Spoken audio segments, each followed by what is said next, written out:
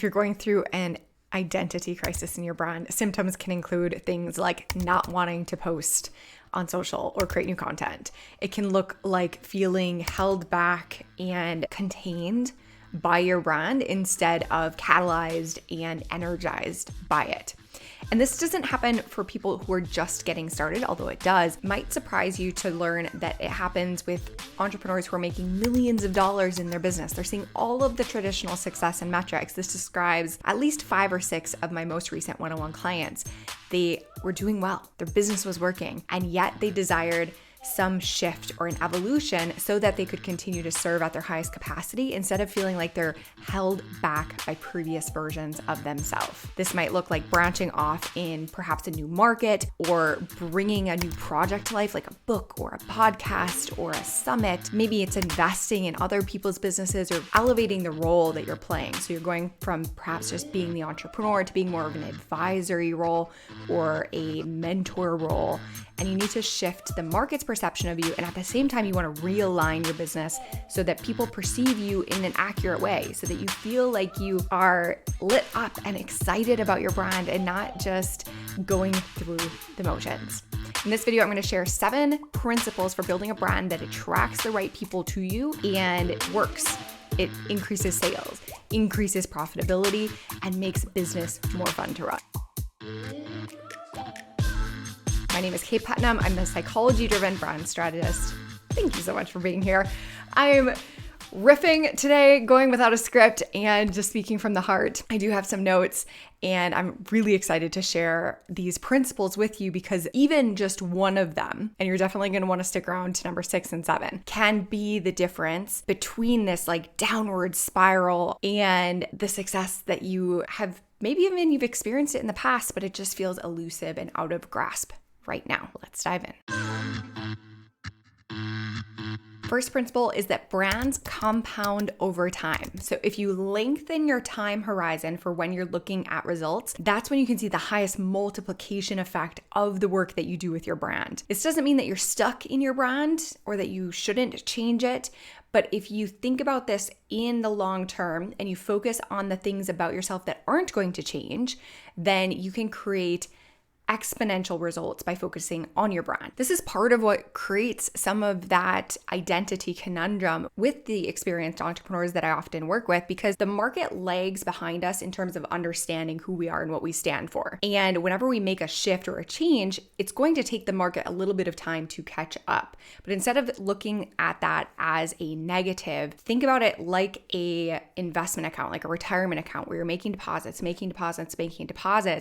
if you stick with it for a period of time, you're going to reap amazing results. This is a reason to focus on brand over just shiny marketing tactics. Think assets instead of just posts. What can you create? What can you build that will have a long-lasting effect on your business, on the way that you serve the market, on the impact that you're making, instead of just a flash in the pan, a bunch of eyeballs that don't stick around because you aren't resonating with them on this deep psychological level.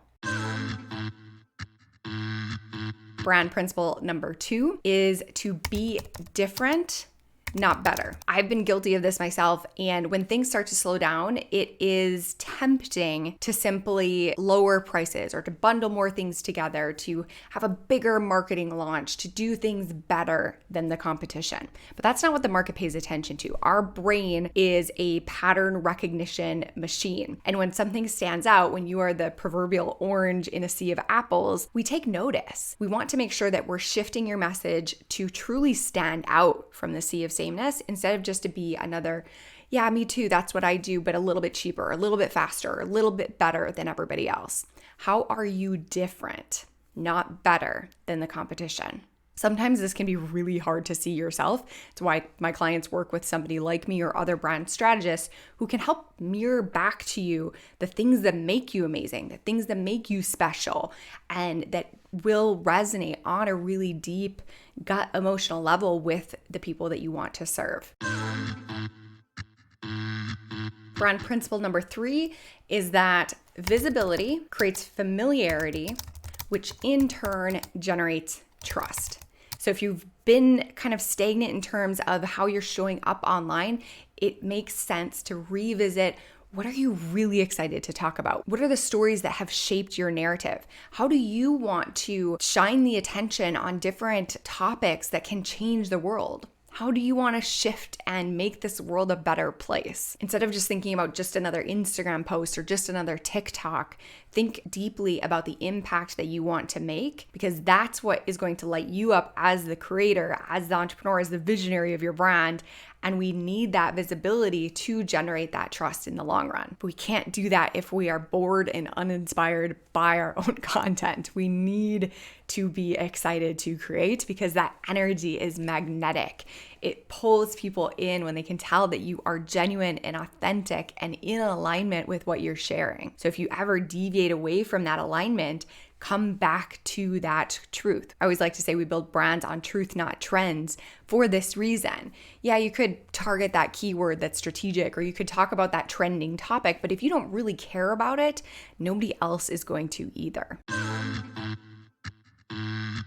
Brand principle number 4 is to understand that humans make decisions emotionally, and then they use logic after the fact to reinforce their decision.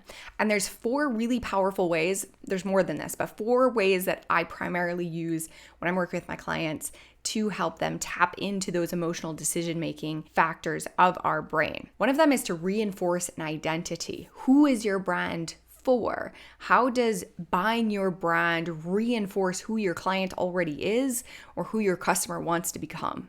Second way is to help them belong within a culture. What is their in-group? Who are they paying attention to? Who are they modeling after?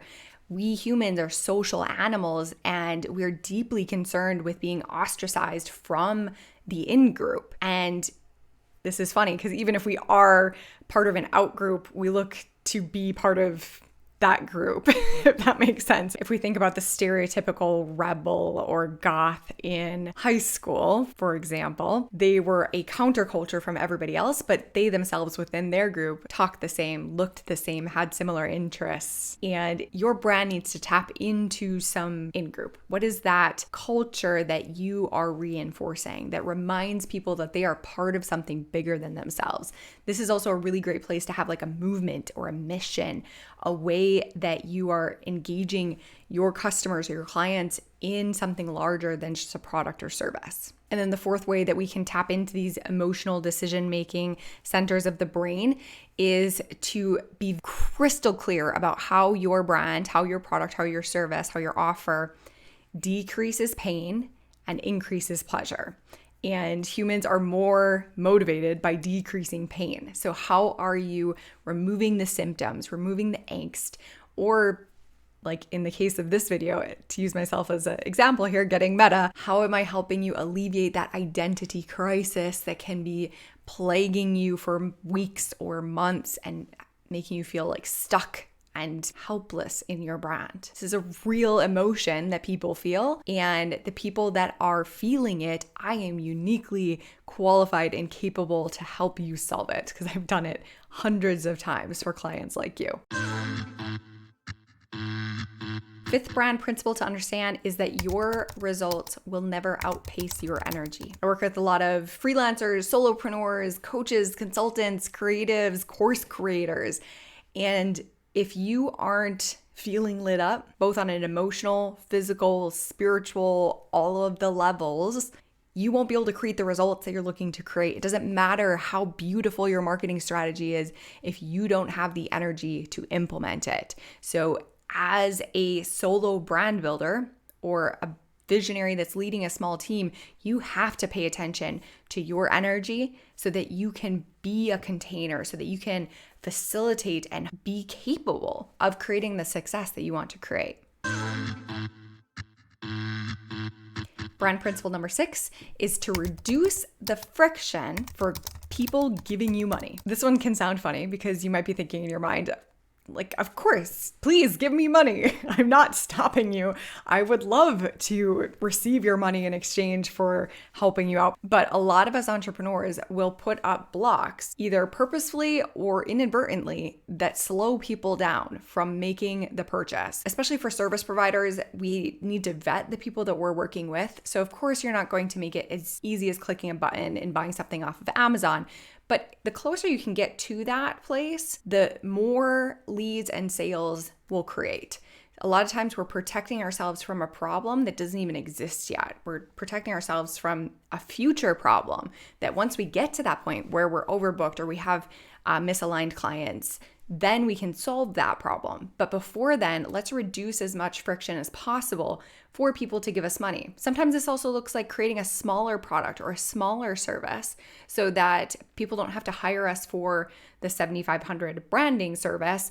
There's other ways that they can benefit from what you know or from what you teach or what you sell. Likewise, how hard is it to find you? If somebody is looking for somebody like you, are you readily available? Do you show up on Google? Do you show up on social media?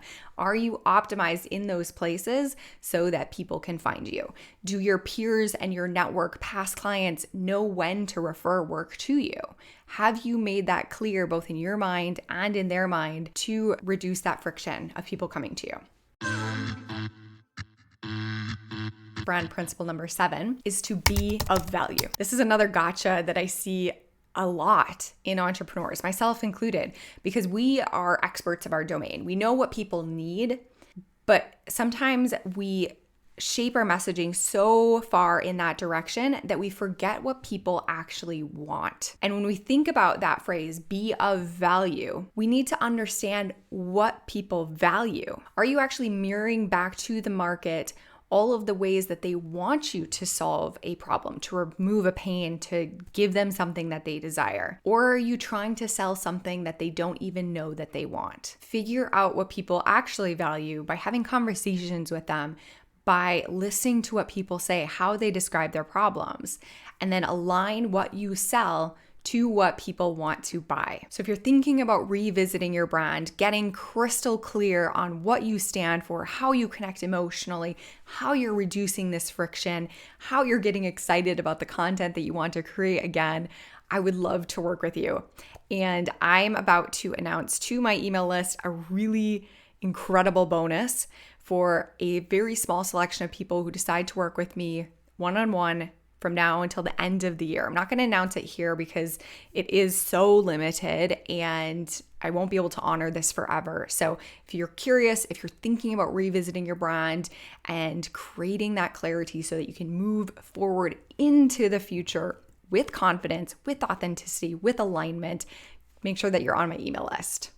Which one of these brand principles resonated with you? I would love to hear in the comments, which one are you going to work on next in your brand? And if you found some value in this video, give it a thumbs up. It helps so much. It helps, tell the YouTube algorithm that this was a useful piece of content so that other smart entrepreneurs like yourself can find this. And if you want future videos on branding, psychology, and entrepreneurship, hit the subscribe and the notification bell will alert you every time I release a new video. Have an amazing day. Keep building your brand.